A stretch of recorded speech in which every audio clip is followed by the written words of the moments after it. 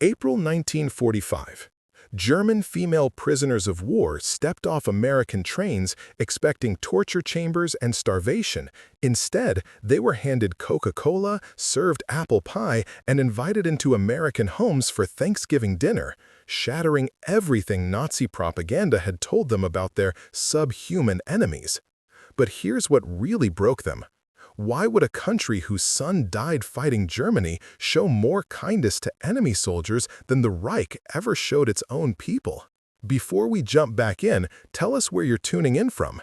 And if this story touches you, make sure you're subscribed, because tomorrow I've saved something extra special for you. April 1945. The war was dying, but Germany refused to believe it. In every city, in every town, propaganda posters still screamed victory from bomb-scarred walls. Joseph Goebbels' voice crackled through radios, promising wonder weapons that would turn the tide. The Führer would save them. The Reich would endure 1,000 years. But the walls were crumbling, literally and figuratively, as Allied tanks rolled through streets that had once echoed with triumphant marches. For German women, the war had become personal in ways their mothers never experienced. Total war meant total sacrifice. Young women who once dreamed of university or marriage now wore gray uniforms and operated anti-aircraft guns. They tracked enemy planes on radar screens. They ran communications networks for the Luftwaffe. The Nazi Party called them Blitzmädel, lightning girls, and told them they were just as important as any soldier. Gender roles had been shattered and remade in the image of the swastika. A German woman's duty was no longer just to bear children for the fatherland. Now she must fight for it too. The home front they defended barely existed anymore. British and American bombers had turned German cities into graveyards of brick and ash. Hamburg, where Greta Hoffmann grew up, had burned for 8 days straight in the summer of 1943. Firestorms sucked the oxygen from basement shelters, baking families alive. Greta's mother died in those flames while Greta was away at her radio operator training. Her father wrote her a single line: "Muddy is with God now. Keep serving the Reich." There was no funeral, there was nobody there. There was only duty. Food had become a fantasy. Ration cards promised bread, but the bread was sawdust mixed with potato peels. Meat was a memory from before the war. Coffee was roasted acorns. Sugar was a treasure hoarded for special occasions that never came. Children grew up with hollow cheeks and swollen bellies. Old people simply lay down and stopped waking up. The propaganda said they were winning, but winning felt a lot like starving. The infrastructure that once made Germany proud was skeleton bones. Trains ran when they could find fuel and tracks that weren't bombed. Roads were cratered moonscapes. Factories operated in the dark to hide from bombers, workers stumbling through shifts by candlelight. Electricity came and went like a ghost. Water pipes burst and stayed broken. The vaunted German efficiency had drowned in its own rubble. Law enforcement under the Nazis meant terror. The Gestapo still prowled, looking for defeatists and deserters. Speaking doubt could get you hanged from a lamppost with a sign around your neck. The Geneva Convention existed on paper, somewhere in Switzerland, but German soldiers knew what happened in Soviet captivity.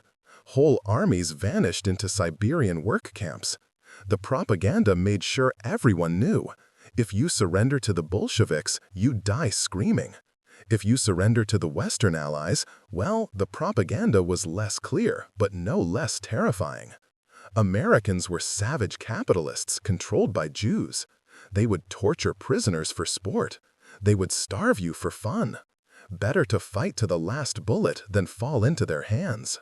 Greta Hoffmann believed most of this, or wanted to believe it, or was too tired to question it anymore. At 22, she had spent 3 years in the Luftwaffe auxiliary, hunched over radio equipment in concrete bunkers, relaying coordinates and orders. She came from a good middle-class family in Hamburg. Her father was a pharmacist. Her mother had played piano. Greta had finished gymnasium and dreamed of studying literature. Then the war ate everything. She joined because everyone joined. She served because everyone served. She wasn't a fanatic like some of the girls who screamed themselves hoarse at Hitler Youth rallies. She was just a German doing what Germans did: survive, obey. I hope tomorrow will be better than today. By April 1945, tomorrow looked worse than today. Greta's unit retreated west, away from the advancing Soviets, toward what they hoped would be the Americans. The radio traffic she decoded told the real story the newspapers wouldn't print. Armies were surrendering, cities were falling. The Reich was collapsing like a building on fire, floor by floor, room by room. Her commanding officer shot himself in his staff car on April 10th. His last order was for the women to destroy their equipment and scatter, try to blend in with civilians, maybe survive. Greta didn't make it far. Near Remagen, where American forces had captured a bridge across the Rhine, military police rounded up stragglers. Greta stood in a muddy field with 300 other women in mismatched uniforms, rain soaking through to their skin. Some cried, some stared at nothing. Ingrid, a girl from Greta's unit, kept whispering Nazi slogans under her breath like prayers. Liesel, a farm girl from Bavaria, just looked confused, like she'd wandered into someone else's nightmare. Hild, an older woman who'd been a nurse in Berlin, sat in the mud and laughed until she cried. None of them knew what came next. Then the Americans arrived, and nothing made sense. The soldiers were so young, barely older than Greta. They didn't look like conquerors. They looked like boys playing dress-up in uniforms that actually fit, that weren't patched and repatched and held together with hope. They chewed gum, an exotic habit Greta had only seen in forbidden American films before the war. Their boots weren't cardboard and newspaper. Their coats weren't threadbare. They looked fed, actually fed. Their faces had color, their eyes had light. They looked like they came from a different planet where food existed and bombs were just a bad dream. No one hit them. Greta kept waiting for the rifle butts to start swinging, for the screaming and kicking she'd been told to expect. Instead, an American officer with red hair and freckles told them in broken German that they would be processed and transported to camps. He said the word camp, and Greta's stomach turned to ice. She knew what camps meant, but his voice was boring, not cruel. He sounded like he was reading a grocery list, not condemning them to torture. They were told to line up. They lined up. They were told to give their names and ranks. They did.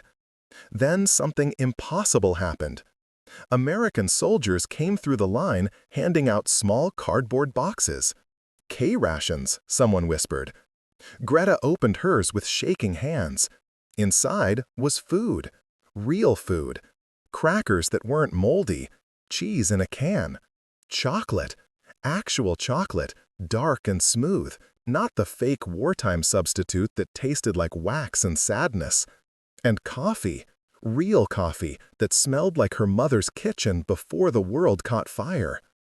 Greta held the chocolate bar in her palm like a grenade. She hadn't tasted real chocolate in 2 years, maybe 3. Time blurred when you were hungry all the time. Ingrid stood next to her, staring at her own ration box like it might explode. "It's a trick," Ingrid hissed. "They're fattening us up for propaganda photographs. Or it's poisoned. It has to be poisoned." But Liesel was already eating, tears streaming down her dirty face, stuffing crackers into her mouth with both hands. Hilda bit into the chocolate and made a sound that was half sob, half moan. Greta's hands moved before her brain caught up. She bit the chocolate. Sweetness exploded on her tongue, so intense it hurt. Her knees went weak. She sat down in the mud without meaning to and just chewed and cried and couldn't stop either one. Ingrid grabbed Greta's shoulder. "When does the torture start?" Her voice was small and scared despite all her Nazi bluster. "When do they chain us? When do the beatings begin?" Greta looked around the muddy field. American soldiers stood guard, but they looked bored. One was reading a comic book. Another was writing a letter. A third was sharing a cigarette with a German POW, both of them laughing at some joke. None of them looked like they were preparing to torture anyone. They looked like they wanted to go home. "I don't know," Greta whispered back. She finished the chocolate bar. Her stomach, shrunken from years of near starvation, cramped and rolled. But the taste stayed on her tongue. Real, abundant, impossible. The Americans had so much food, they could give it to their enemies. What kind of people did that? What kind of country could afford that? The rain kept falling. The mud kept sucking at their boots. But Greta sat there in the cold German spring, holding an empty chocolate wrapper from America, and for the first time in 3 years, a tiny crack appeared in everything she thought she knew about the world. The trains came 2 days later, and Greta expected cattle cars. That's what Germany used to move prisoners. Wooden boxes on wheels, packed so tight you couldn't sit down, with a single bucket in the corner for waste. She'd seen those trains rolling east, carrying people who never came back. She'd tried not to look, tried not to think about where they went or why. Now she would ride in one herself, and maybe this was justice, or revenge, or just how the world worked. The rain kept falling. The mud kept sucking at their boots. But Greta sat there in the cold German spring, holding an empty chocolate wrapper from America. And for the first time in 3 years, a tiny crack appeared in everything she thought she knew about the world. The trains came 2 days later, and Greta expected cattle cars. That's what Germany used to move prisoners. Wooden boxes on wheels, packed so tight you couldn't sit down, with a single bucket in the corner for waste. She'd seen those trains rolling east, carrying people who never came back. She'd tried not to look, tried not to think about where they went or why. Now she would ride in one herself, and maybe this was justice, or revenge, or just how the world worked. But the Americans loaded them onto passenger coaches, real passenger coaches with seats and windows. The windows weren't boarded up, weren't even covered. Greta sat down on cushioned fabric, and her body remembered what comfort felt like. The seat held her weight without creaking. Springs supported her back. Around her, the other women touched the armrests like they might disappear. Liesl pressed her face against the glass and started crying again. She'd been crying on and off for 2 days straight. Preparing and narrating this story took us a lot of time, so if you are enjoying it, subscribe to our channel. It means a lot to us. Now back to the story. The train rolled west through France, and Greta couldn't stop looking outside. She'd been told France was destroyed, conquered, broken under the Nazi boot. But the towns they passed looked whole. Houses had roofs, churches had steeples. People walked in the streets carrying bags of groceries like shopping was a normal thing people did. Children played in yards. Laundry hung on lines, bright and clean in the spring sun. It looked nothing like Germany, where every third building was a pile of bricks and every face was gray with hunger and fear. Then they reached the coast, and Greta saw the ships. Hundreds of ships, maybe thousands. The harbor stretched as far as she could see, filled with vessels of every size, and all of them were being loaded with supplies. Cranes lifted cargo containers the size of houses. Trucks lined up in rows that vanished into the horizon. Mountains of crates sat stacked on docks. Food, weapons, fuel, machinery, all of it flowing like a river that never ran dry. Greta had watched Germany scrape for every bullet, melt down church bells for metal, and send children to collect scrap. And there was enough material to fight 10 wars, just sitting in one harbor, like it was nothing. "How?" Hilda whispered next to her. "How do they have so much?" Greta had no answer. The propaganda said America was weak, divided, controlled by Jewish bankers who cared only for profit. But weak countries didn't build armadas like this. Divided nations didn't organize supply chains that stretched across an ocean. Something in the story she'd been told was broken or backwards, or a lie she'd swallowed because everyone around her was swallowing it too. The ship took 12 days to cross the Atlantic. The women stayed below deck most of the time, but they were fed 3 times a day. 3 times! Hot meals with meat and vegetables and bread that was actually bread. Greta's stomach hurt for the first week, not used to being full, not remembering how to process real food. Some of the women got sick from eating too much too fast, but nobody stopped eating. They couldn't. It was like their bodies were trying to store every calorie against the starvation they knew was coming eventually. America appeared on the horizon like a fever dream. New York Harbor with its buildings that touched the sky. The Statue of Liberty was holding her torch, and Greta felt something twist in her chest because she'd been taught that the statue was a symbol of false freedom, of Jewish democracy, of everything weak and decadent about the West. But it looked beautiful. It looked permanent. It looked like it had never been bombed. They traveled by train again, this time for 2 full days across a country so big it made Germany look like a village. Greta watched farmland roll past, endless fields of green with machines working them. Real tractors, dozens of them, not horses and hand plows. Barns bigger than some German town halls. Silos fat with grain. Cattle so numerous they covered hillsides. And nobody was starving. Every town they passed looked clean and whole. Every person on every platform looked fed. Their clothes fit. Their faces had color. They looked like humans instead of ghosts. Fort Des Moines sat in Iowa farmland, flat as a table and green as money. The camp itself was surrounded by fences and guard towers, and for a moment Greta's fear came roaring back. This was it. This was where the torture would start. But the barracks had beds. Actual beds with mattresses and sheets and blankets. Not bunks on dirt floors. Not straw pallets crawling with lice. Real beds that 800,000 German soldiers would have killed for on the Eastern Front. The first meal in the mess hall broke something in Greta's understanding of reality. She stood in line with a metal tray and watched American cooks pile food onto it. Meatloaf, thick and steaming. Mashed potatoes with butter melting in pools. Green beans that were actually green. A glass of milk so white it looked fake. And pie. Apple pie with a crust that flaked under her fork. She sat down at a long table and just stared at the food. Around her, women were eating and crying at the same time. Liesel couldn't even pick up her fork.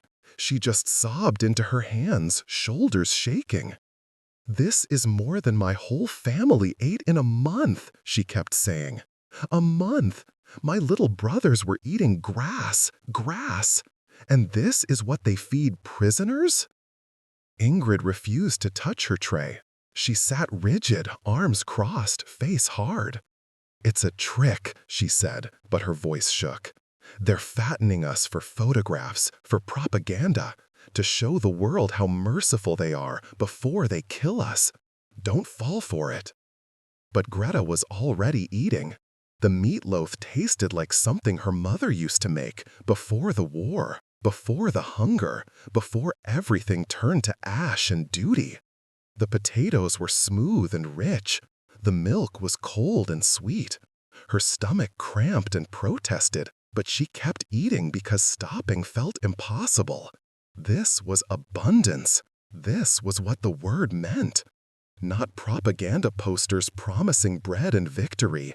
Real food on real plates served to enemy prisoners like it was nothing special.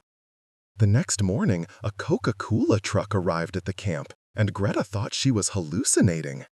The driver, an American civilian with a round belly and a friendly smile, started handing out bottles to anyone who wanted one. Free! Just free! Greta had never tasted soda. She'd seen advertisements before the war. forbidden American magazines her literature teacher kept hidden in his desk. But the real thing was cold and fizzy and so sweet it made her teeth ache. Bubbles burned her throat in the best way. She drank the whole bottle in 4 long swallows and wanted another immediately. Liesel laughed for the first time since capture. They have so much, they give it away. To prisoners, to enemies? She shook her head, still smiling, tears on her cheeks. What kind of country is this? Greta didn't have an answer, but late that night, hidden under her blanket with a pencil stub and a scrap of paper she'd found, she started writing. The guards had said no diaries, no records, but they didn't search the barracks and didn't seem to care much about rules anyway. Her hand shook as she wrote the first entry, words she would have been shot for in Germany. The Americans treat us better than our own officers treated us. I don't understand what we were told. I don't understand anything anymore. The work assignment came in September. 20 women, including Greta, were sent to a local cannery that processed vegetables from Iowa farms. They rode in an open truck through the countryside so rich it looked painted. Corn grew taller than a man, tomatoes hung heavy on vines, pumpkins sat fat in fields waiting for harvest. Everything was big and healthy and abundant, like the soil itself was different here, like American dirt had powers German dirt didn't. The cannery was enormous, a building the size of 3 city blocks, with machinery that hummed and clanked in perfect rhythm. Conveyor belts carried green beans through washers and cutters and cookers and sealers without a single human hand touching them. Steam filled the air with the smell of vegetables and hot metal. The floor was clean enough to eat off. Everything gleamed with efficiency that made German factories look like medieval workshops. Greta watched machines do in seconds what would take a dozen women an hour back home. The American supervisor, a woman named Dorothy with gray hair and kind eyes, showed them how to inspect jars as they came off the line. Check for cracks, check for proper sealing. Simple work that didn't require much thought, which left Greta's mind free to wander and wonder. How did they build machines like this? How did they have enough metal and power and parts? Germany had been cannibalizing itself for years, melting down everything that wasn't nailed down, and still never had enough. Here they had so much they could automate vegetable canning. Dorothy brought them coffee on their first break, real coffee in clean mugs with cream and sugar. She asked where they were from, what their lives were like before the war. She didn't ask it like an interrogator, she asked like she actually cared. Greta found herself talking about Hamburg, about her mother's piano playing, about studying literature and wanting to be a teacher. Dorothy listened and nodded and said her own daughter was studying to be a teacher too. The conversation was so normal, it felt dangerous. Sunday mornings, the guards allowed church services. A local pastor came, a thin man with round glasses who spoke terrible German with an accent that made some of the women giggle. He brought hymnals, the same hymns Greta had sung as a child, before everything became about the Reich and the Führer. She sang, and the words came back like muscle memory. For an hour, she wasn't a prisoner or a Nazi or a defeated soldier. She was just a girl singing songs her grandmother taught her. One of the guards, a boy named Tommy from Wisconsin, started talking to them during yard time. He was maybe 19, with a farm boy's open face and a smile that came easy. He showed them pictures of his family's dairy cows, his little sister's graduation, and his mother's garden. He spoke broken German mixed with English and hand gestures, and somehow it worked. He told jokes that were terrible but made them laugh anyway. He shared his cigarette rations. He treated them like people, not like enemies or monsters or defeated soldiers to be ground under his boot. Greta wrote in her hidden diary almost every night now. The entries got longer, more confused, and more honest. She wrote about the abundance and the kindness and the cognitive dissonance that was tearing her understanding apart. If Americans were the enemy, why did they act like friends? If Germany was superior, why did Germans live in rubble while Americans live in plenty? If the Reich was protecting civilization, why did civilization look so much better here than there? Then came Thanksgiving, November 1945. The war in the Pacific had ended in August. Everyone was going home eventually, they were told, but the processing took time. Meanwhile, local families in Des Moines had volunteered to host POWs for the holiday, to share their tables, to welcome enemies into their homes.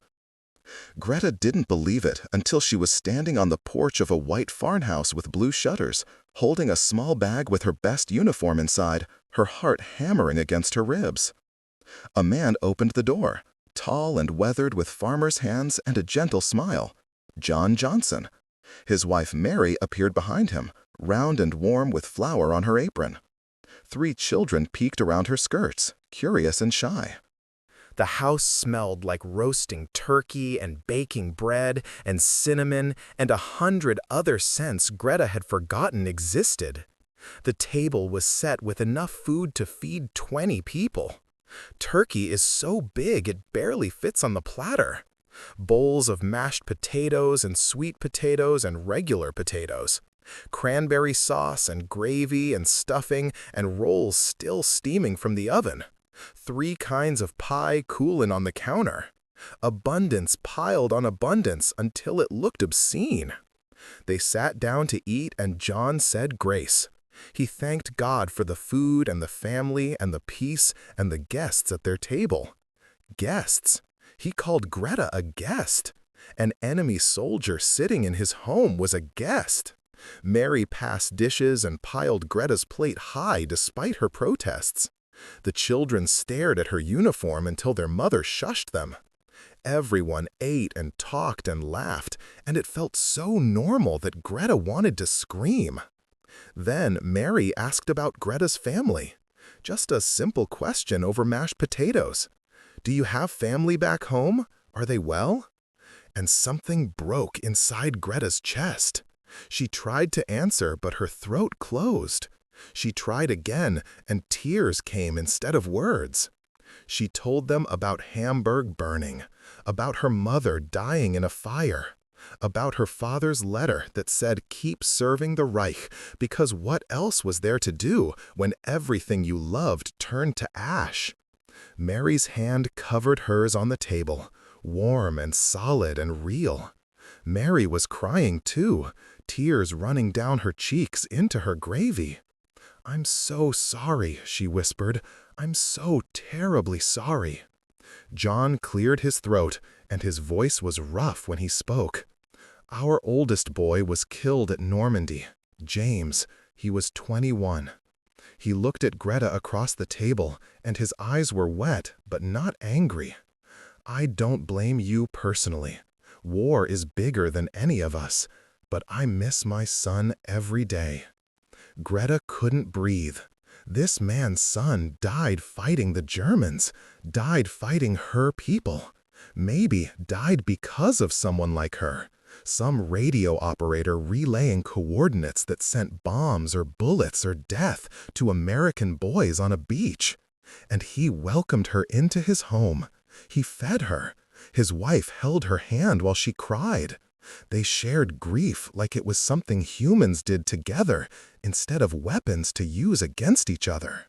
That night in her bunk back at the camp, Greta wrote until her hand cramped.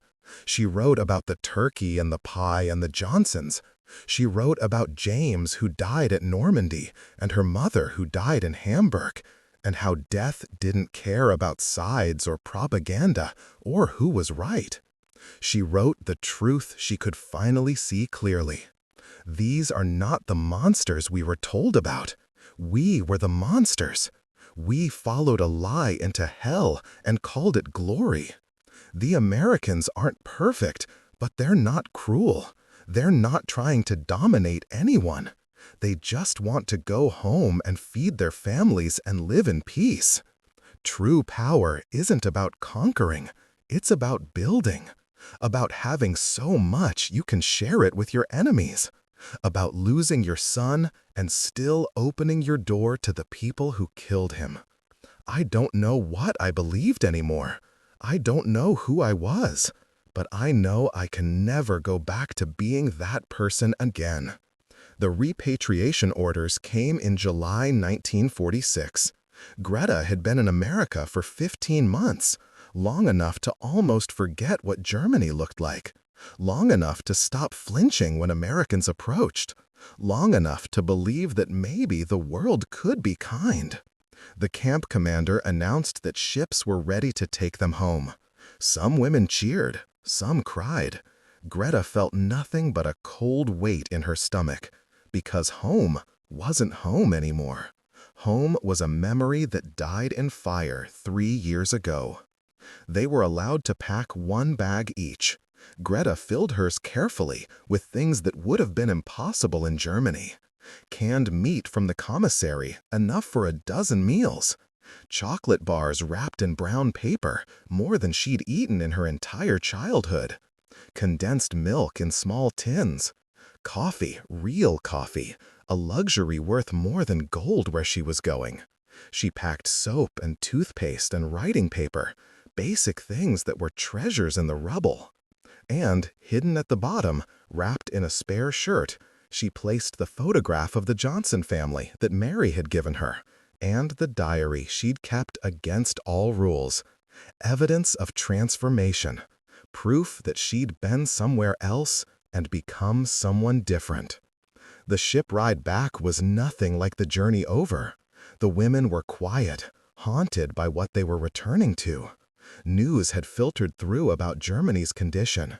The country was divided into 4 powers. Cities were still mostly rubble. Food was scarcer than during the war. Millions were homeless. The Nazi Party was destroyed, and its leaders were being tried for crimes that sounded like nightmares made real. Concentration camps had been liberated, and the world had seen what was inside, what Germany had done, what they had all been part of, knowingly or not. Ingrid sat on her bunk staring at nothing. She'd never recovered from Thanksgiving, from seeing Americans treat them like humans.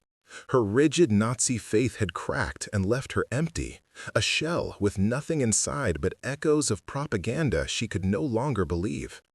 Liesl wrote letters to her family every day, but couldn't mail them because she didn't know if her family still existed or if her village was even there anymore.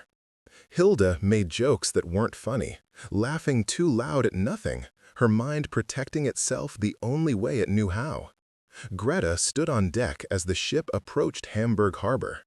The city appeared through morning fog like a corpse rising from a grave. The port was smashed, cranes bent like broken fingers, warehouses collapsed into themselves. Beyond the docks, Hamburg stretched in shades of gray and black, mountains of rubble where buildings used to be, shells of churches with empty windows staring like blind eyes, streets cleared just wide enough for carts to pass, and the smell, even from the ship she could smell it, a mix of old smoke and sewage and death that had soaked into the stones. They disembarked down a gangway onto German soil, and it felt foreign under Greta's feet. She'd been gone 15 months, but it felt like 15 years. Everything looked smaller and darker and more broken than her memory had allowed. American soldiers processed them through, checking papers, asking questions, stamping documents. Even the occupying forces looked uncomfortable with the devastation around them. One young soldier, who couldn't have been more than 20, shook his head as he handed Greta her discharge papers. "I'm sorry," he said in English. "I'm sorry it's like this." Greta found her way through streets she'd known since childhood but couldn't recognize. The pharmacy where her father worked was a pile of bricks with one wall standing. Their apartment building was gone completely, replaced by a crater full of stagnant water. She asked neighbors, the few she found still living in basements and lean-tos built from scrap. Her father had survived. He was living with his brother across the city in a neighborhood that had been bombed less severely. She walked for 3 hours through the ruins, her American duffel bag heavy on her shoulder, drawing stares from hollow-eyed Germans who recognized American goods when they saw them. Children followed her for a block, silent and hungry, hoping she might drop something. Old women watched from broken doorways with expressions too tired for hope. This was the master race. This was the 1,000-year Reich, reduced to rats in ruins, fighting over scraps. Her uncle's building still stood, though the windows were covered with boards and blankets. She climbed 4 flights of stairs in the dark because there was no electricity. She knocked on a door hanging crooked on its hinges. Footsteps inside, slow and shuffling. The door opened and a stranger stood there, gaunt and gray and bent like an old man. Then she recognized his eyes. Her father. 53 years old, but looking 80. He stared at her for a long moment like he was seeing a ghost. Then his face crumpled and he pulled her inside, holding her so tight she couldn't breathe, shaking with sobs that had no sound. He was skeleton thin, all bones and paper skin. She could feel his ribs through his shirt. When he finally let go, he just looked at her, touching her face like he needed to make sure she was real. Her younger brother appeared from the other room. Dieter, who'd been 12 when she left, now 14 and looking like a scarecrow in clothes too big for his shrinking frame. His eyes were huge in his hollow face, and when he saw the duffel bag, he couldn't look away. Greta unpacked the food onto a table that was just boards on crates. Her father and brother stared at the cans and chocolate like they were holy relics. She opened a can of meat, and the smell filled the tiny room. Dieter grabbed a Hershey bar with shaking hands, tore the wrapper, bit into it, and started crying. He chewed and cried and ate the whole thing in 30 seconds, chocolate smeared on his face, tears dripping off his chin. Her father closed his eyes when he tasted real coffee for the first time in 4 years. He held the cup in both hands and just breathed the steam. They wanted to know everything. Where she'd been, what she'd seen, what America was like. Greta told them about Iowa and the abundance and the kindness, and her father kept shaking his head in disbelief. They treated prisoners like this? He asked. Prisoners? Our enemies? Better than how we treated each other, Greta said quietly. The next days were a study in contrasts that hurt to witness. Greta walked through Hamburg with eyes that had seen Des Moines and New York and farms in Iowa. She watched women dig through rubble piles looking for anything useful, anything to burn or eat or trade. She saw children with legs like sticks and bellies like balloons, the look of slow starvation she'd learned to recognize. She stood in bread lines that wrapped around blocks for rations that wouldn't feed a cat. And she remembered American mess halls with trays piled high, garbage cans full of food that prisoners couldn't finish. The cognitive dissonance was crushing. Germany had called itself the master race, superior in blood and spirit and destiny. But the master race lived in holes and ate potato peels while their former prisoners ate pie and drank Coca-Cola. The Americans were supposed to be weak, decadent, corrupted by Jews and democracy. But America built ships and machines and cities that worked, while Germany built camps and ovens and turned itself into a graveyard. Greta found work with the American occupation forces as a translator. Her English was basic, but better than most, and the Americans needed German speakers they could trust. She worked in an office helping distribute Marshall Plan aid, watching American money and food pour into Germany to rebuild what Germany had destroyed. The irony was almost funny. Almost. She met James Richardson in October 1946. He was a captain in the Army Corps of Engineers, tasked with rebuilding Hamburg's infrastructure. 32 years old with kind eyes and a patient way of explaining things. He needed translators who understood both languages and both worlds. Greta became his primary translator, and then his friend, and then something more. He asked her to marry him in spring 1947, standing in the ruins of what used to be the Hamburg Opera House. "Come to America," he said. "Come home with me. Build a life that isn't about surviving. Build something new."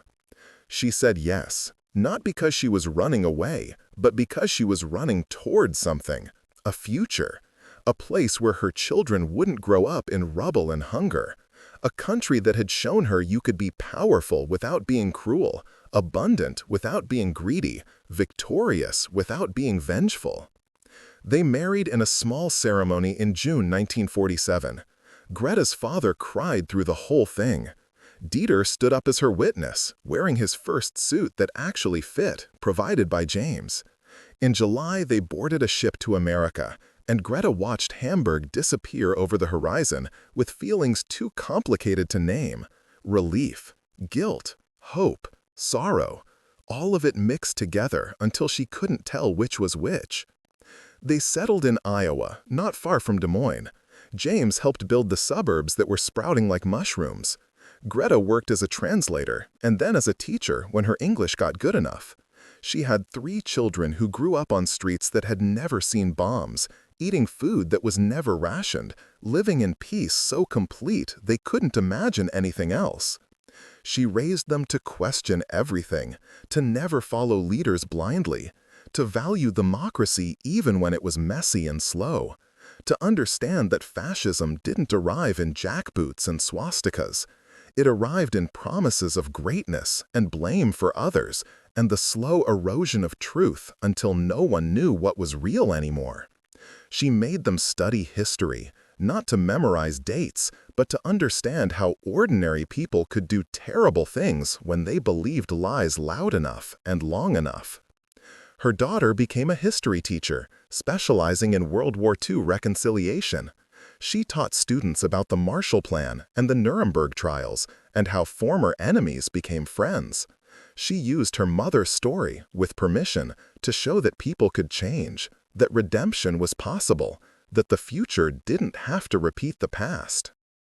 In 1985, a local television station interviewed Greta for a series on German immigrants. She was 62, her hair gray, but her eyes still sharp.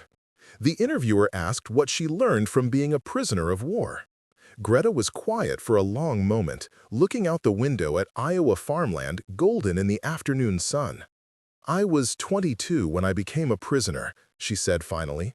"I thought my life was over. I thought I knew how the world worked. I thought we were the good ones and they were the enemy. But in that camp, I was freed, not from barbed wire, from lies. The Nazis taught us to hate. They taught us we were superior and everyone else was less than human. The Americans taught us we didn't have to believe that. They taught us by example, not by words, by feeding us when they could have starved us, by treating us with dignity when we had shown no dignity to others. I learned more about humanity in 1 year as a prisoner in Iowa than in 20 years under the Reich." The interviewer leaned forward. What was the biggest shock? The food? The cities? The abundance? Greta shook her head. The kindness, that was a shock. You can't fight kindness with ideology. You can't argue with people who feed you when you're hungry and treat you like a human when you've been told you're nothing. Propaganda crumbles in the face of a shared meal. Hate can't survive when someone shows you mercy you don't deserve. The Nazis failed because they tried to build a world on cruelty and lies. America won because they built a world on productivity and possibility and, yes, kindness. Not perfect kindness, not always fair, but enough to show us another way to live. She paused, fingers tracing the edge of the photograph on her desk. The Johnson family, faded now but still smiling. The greatest trick evil plays is convincing you that cruelty is strength, that mercy is weakness, that might make it right. But I've lived on both sides. I've seen what hate builds and what kindness builds. Hate builds rubble. Kindness builds futures. That's what I learned. That's what I want people to remember. The interview ended, and Greta sat in her living room in Iowa, surrounded by grandchildren and peace and abundance that still sometimes made her cry. She thought about Hamburg and Des Moines, about propaganda and truth, about the girl she was and the woman she became. She thought about how one chocolate bar and one Thanksgiving dinner had shattered everything she believed and rebuilt her into someone new. Outside, the sun set over cornfields that stretched to the horizon. Her granddaughter, 17 and idealistic, asked her once what she thought when she first saw America.